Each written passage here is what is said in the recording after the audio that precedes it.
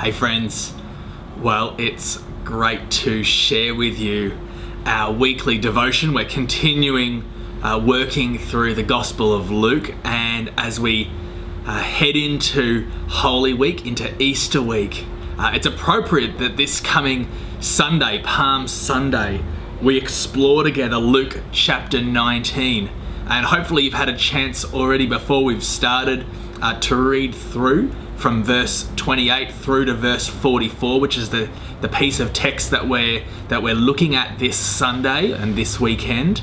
If not, hit pause and take some time to read through those verses. But I do want to share with you a little bit about what struck me as I was engaging with this text.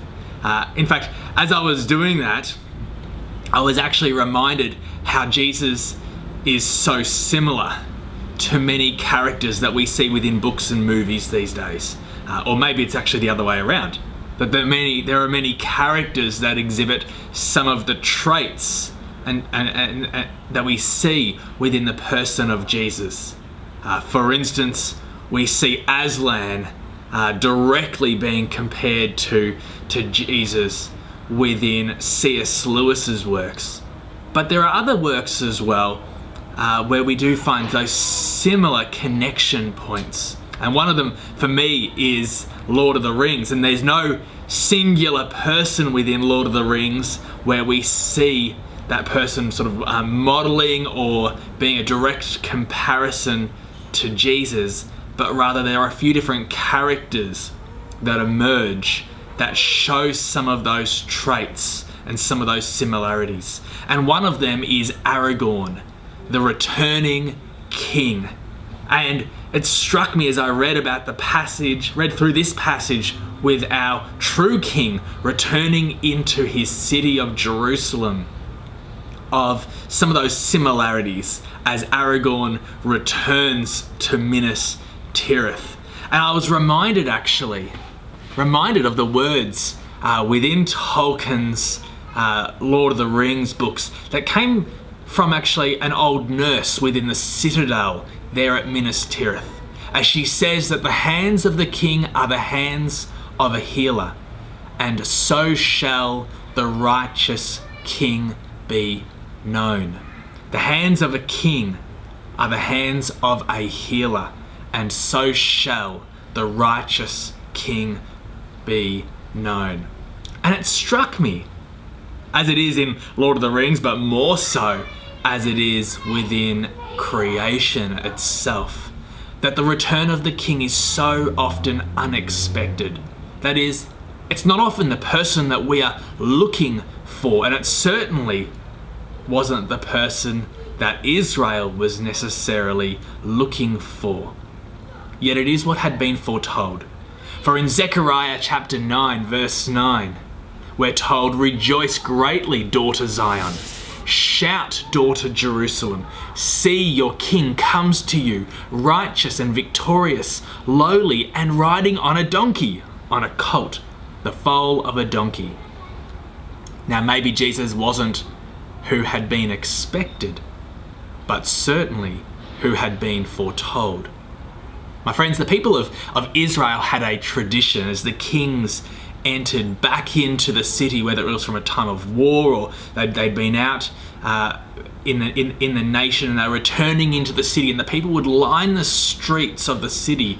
And as the king would ride in, the people would take off their garments and they would line the streets with their cloaks for the king to ride over. And so we find as Jesus enters into his city of Jerusalem, the people flock, take off their cloaks, shout out praises, and line the streets for Jesus to ride over. Not only is the return of this king unexpected, but we find that the return of this king will call for worship. The people cry out with words from the psalmist in chapter 118. "Blessed is he who comes in the name of the Lord." Now, we've seen this time and time again within the Gospel of Luke, this idea of celebration being linked with salvation. I mentioned a few weeks ago that C.S. Lewis claims that joy is the serious business of heaven. Joy is the serious business of heaven. And so the return of this King calls for a response in worship. And do you notice the irony here? Luke is all about irony. So often the Gospels present this upside down world where those that should recognize Jesus as the coming King, the Pharisees, those who are closest to the temple traditions, fail to do so. And yet, we're told that if the people do not cry out, the stones, inanimate objects, will recognize Jesus for who he is and cry out in worship. Because the return of this King brings about a call for worship.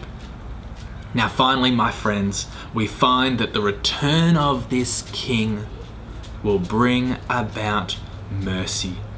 We're told in verse 41 that as Jesus approached Jerusalem and he saw the city, he wept over it. And he said, if you, even you, had only known on this day what would bring you peace, but now it is hidden from your eyes.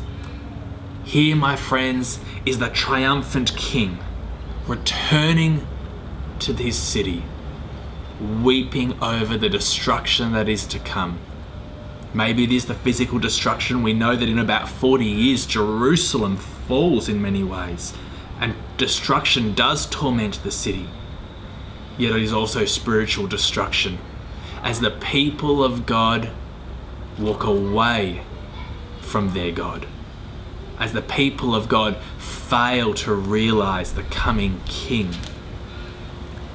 And yet destruction is only part of it, because we know that Jesus has a plan and a purpose in returning to his city.